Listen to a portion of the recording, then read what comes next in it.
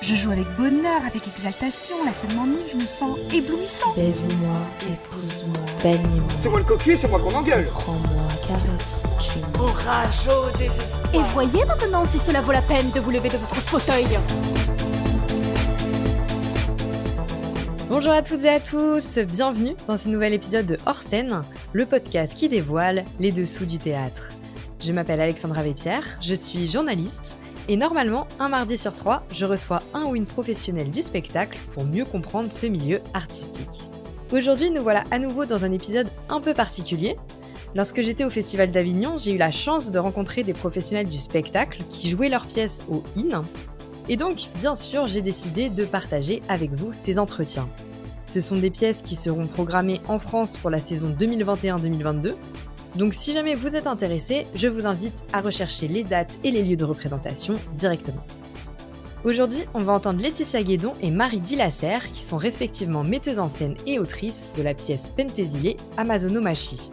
Laetitia est la fondatrice de la compagnie 0,10, elle est également directrice de la salle parisienne Les Plateaux Sauvages et a mis en scène des pièces telles que Troyenne, Les morts se moquent des beaux enterrements et Intrépide.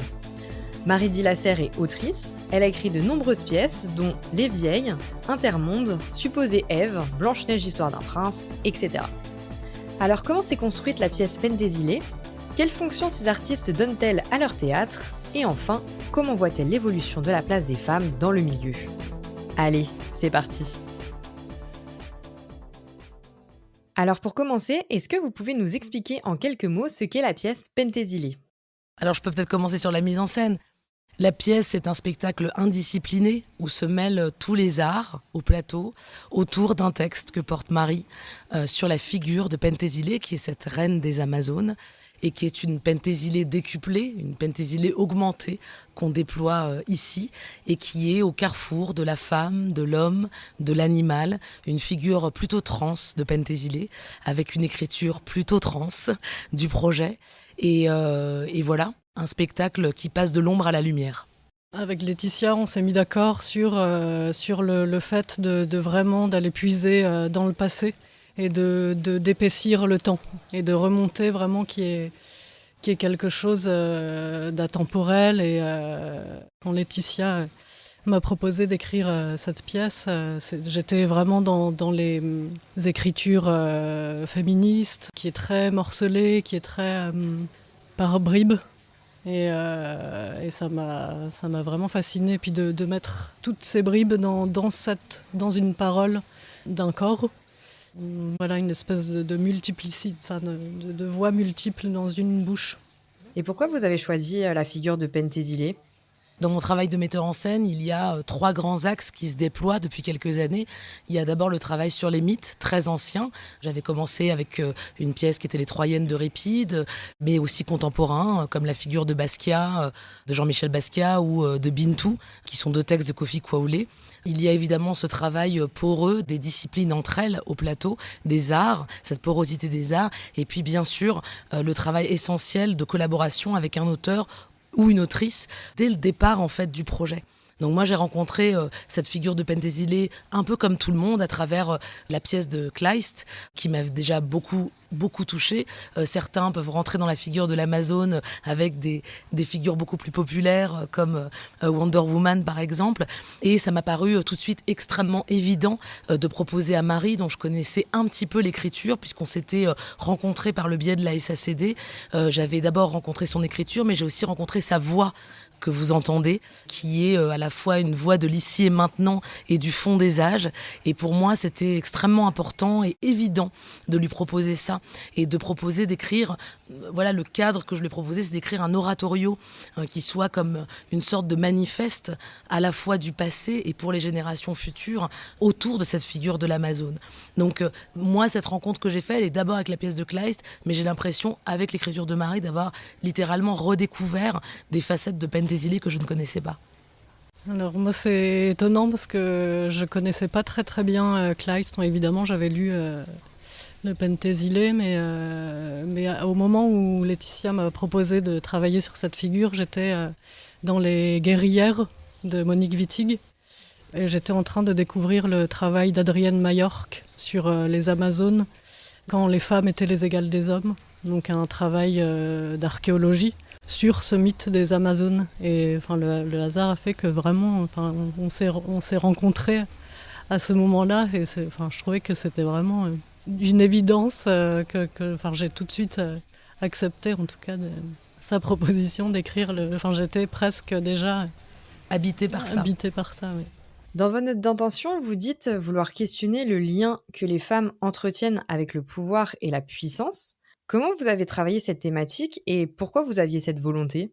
Alors au départ, dans l'argument de la pièce de Kleist, c'était un argument qui me paraissait, la langue était magnifique, l'argument était magnifique, mais j'avais envie vraiment d'être en prise avec le monde d'ici et maintenant, d'aujourd'hui. Et ce qui m'intéressait, c'était pas tant la relation d'amour, la relation romantique comme on peut la rêver entre Achille et Pentésilée, que cette incarnation.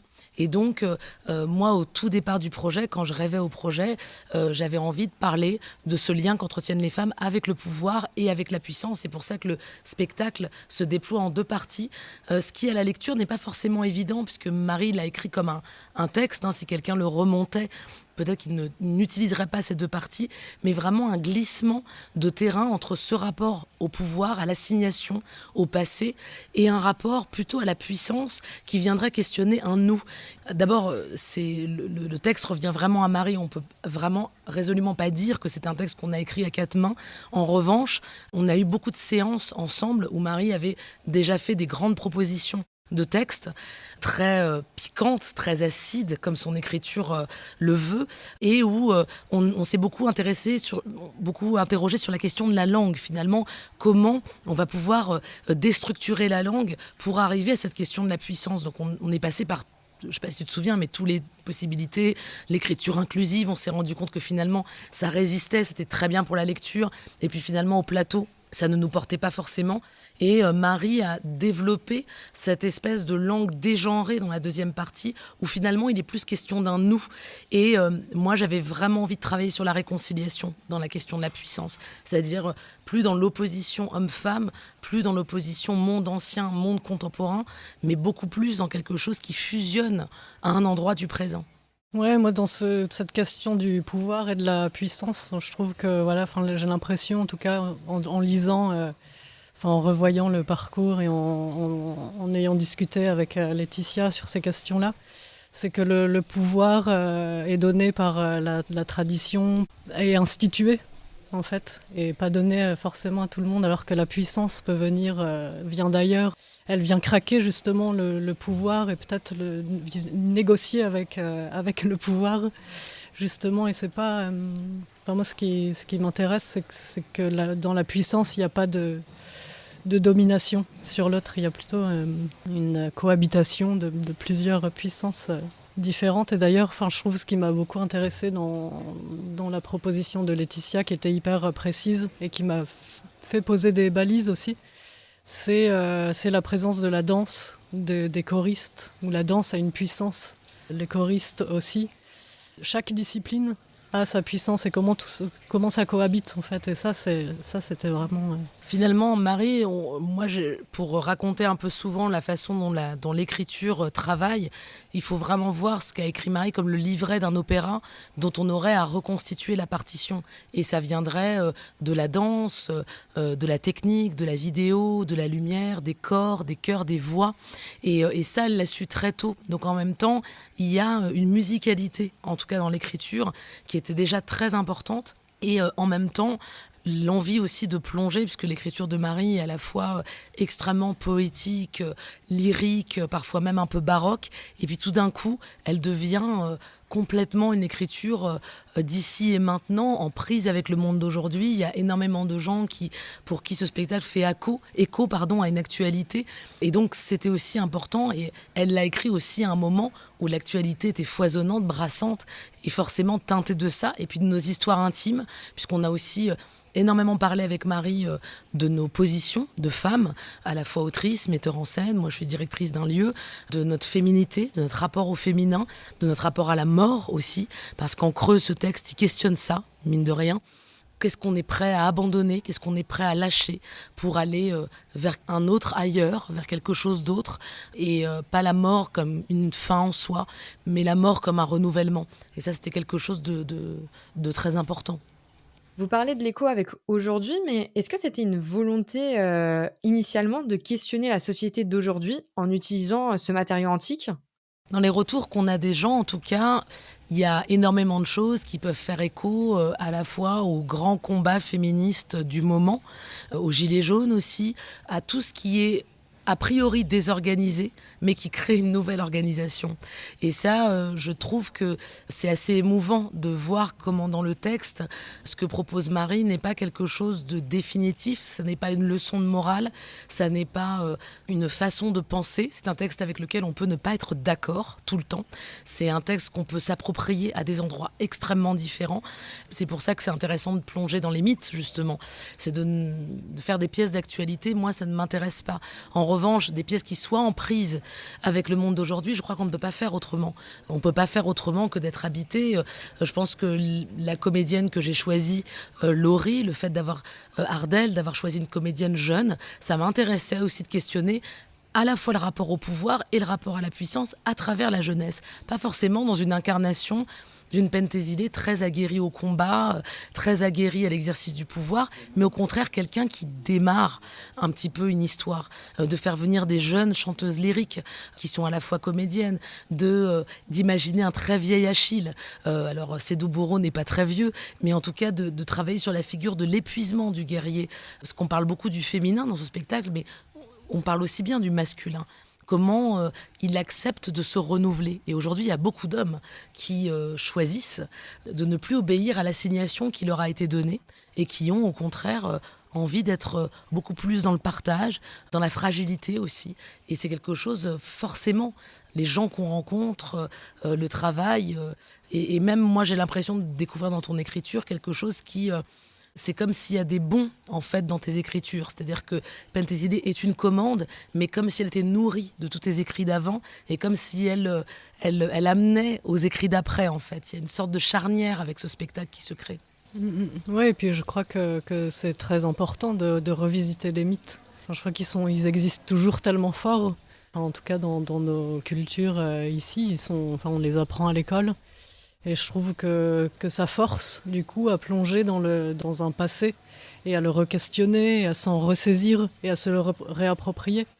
Et de raconter avec chacune nos savoirs.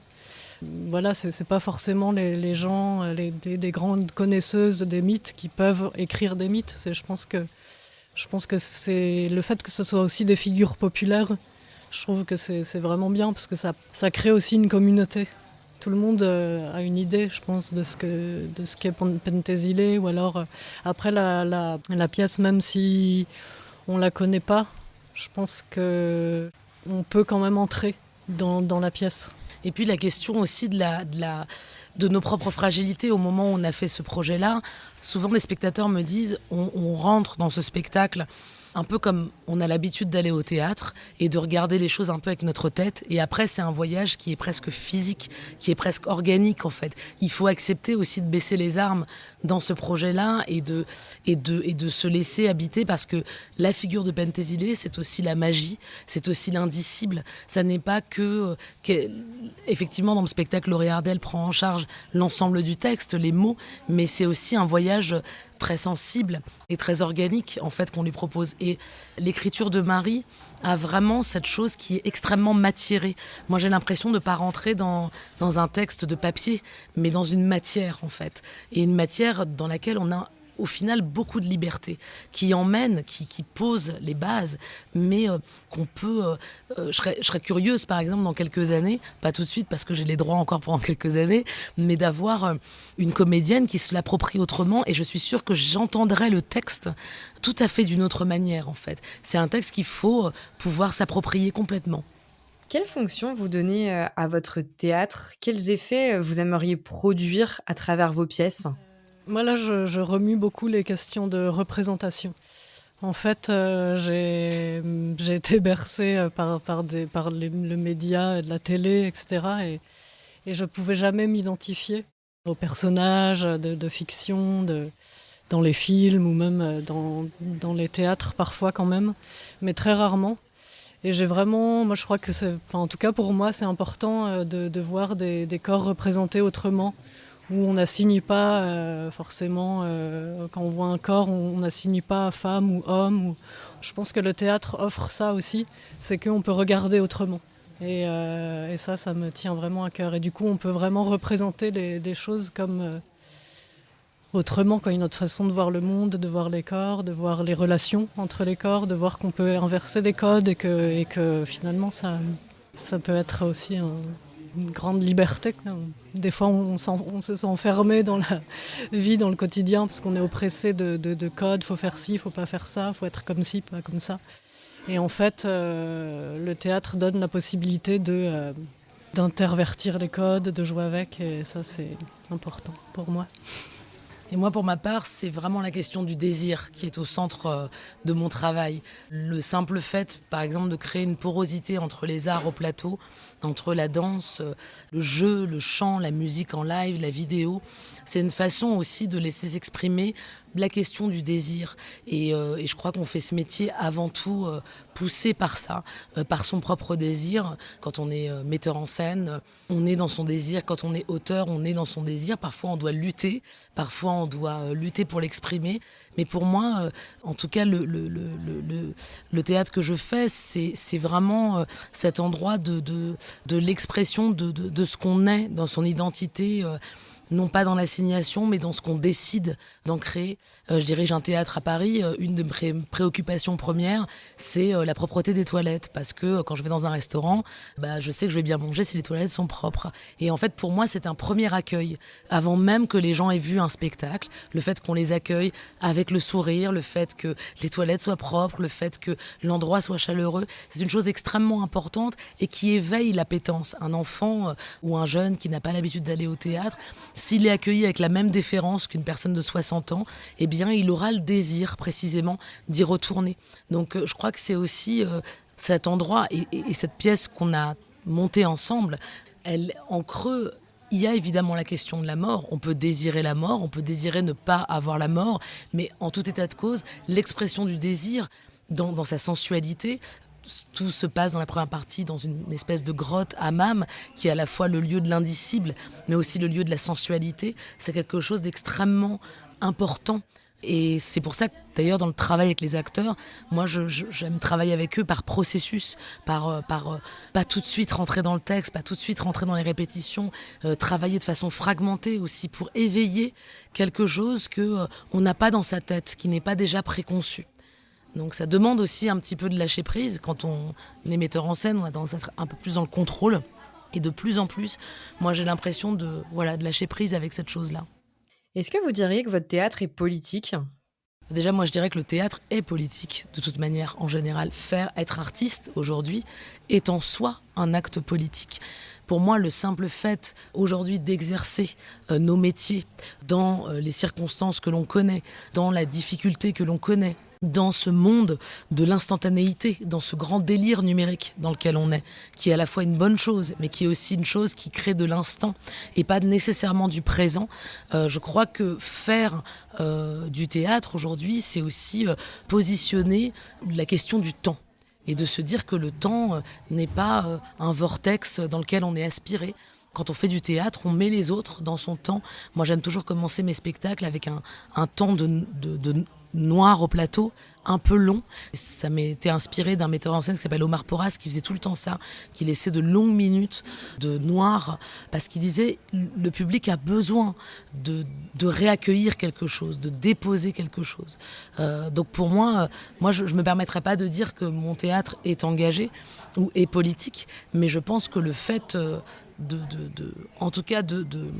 dans la société d'aujourd'hui, d'affirmer un geste artistique et au contraire d'affirmer sa puissance et son désir est déjà quelque chose de politique. Et toi, Marie ? Et moi, je suis partisante du renversement. Alors, je ne sais pas, est-ce que c'est politique ? Mais moi, je crois que c'est un peu politique quand même de transformer, par exemple, la guerre de Troie en invention à Troie, où il y a tout à coup, on invente quelque chose avec nos corps hommes, nos corps femmes, nos corps animaux. Et il y a quelque chose qui renverse, c'est renverser un peu le regard, renverser un peu les choses. Après, effectivement, ça ne bouleverse pas tout le quotidien de tout le monde. Mais moi, après, intimement, les choses qui m'ont bouleversée et qui ont changé mon regard sont politiques. Ça peut être des livres, ça peut être du théâtre. Et moi, je crois vraiment que ouais, ça peut créer des choses après. C'est infime, mais c'est important. En tout cas, Et enfin, dernière question. Dans la 2e saison de Hors Scène, on s'est intéressé, entre autres, à la place des femmes dans le théâtre.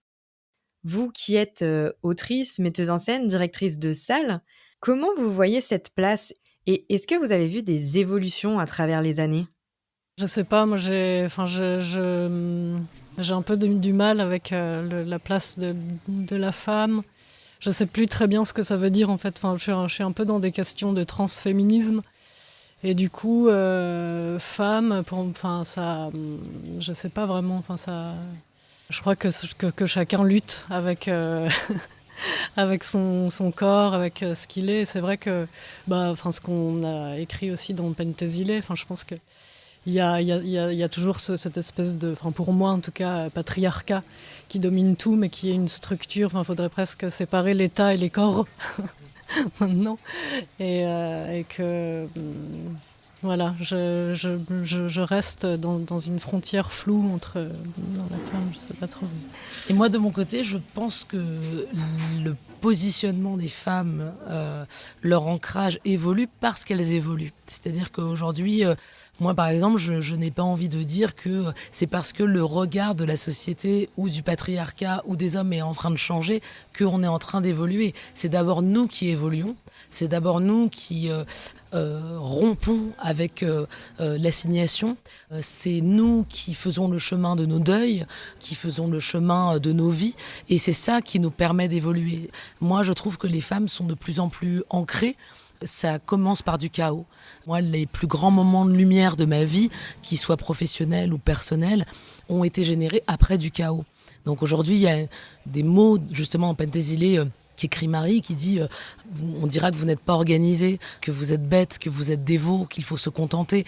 Voilà, il y a des mots comme ça où oui, il faut commencer par de la désorganisation, il faut commencer avec un grand chaos pour faire émerger quelque chose de lumineux. Donc il faut accepter aussi que les femmes se soient construites, non pas frontalement, mais de manière oblique, de manière périphérique, et qu'il va falloir jouer avec cette périphérie-là.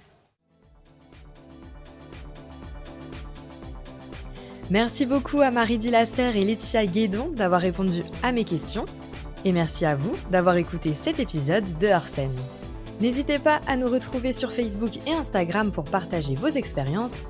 Et surtout, dites-nous si ce nouveau format vous a plu. Pour l'instant, on l'a testé exclusivement à Avignon, mais on pourrait en refaire à l'avenir si jamais ça vous plaît. Pour nous soutenir, abonnez-vous au podcast, laissez-nous plein d'étoiles, de commentaires et surtout, parlez-en à votre voisin ou voisine de serviette à la plage cet été. Ce podcast est réalisé en collaboration avec la fabuleuse Laetitia Leroy qui s'occupe de nos réseaux sociaux. Merci à elle. Le générique de cet épisode a été créé par Thomas Rodriguez. Merci à lui. Et nous, on se retrouve très prochainement pour un nouvel épisode. Allez, à bientôt.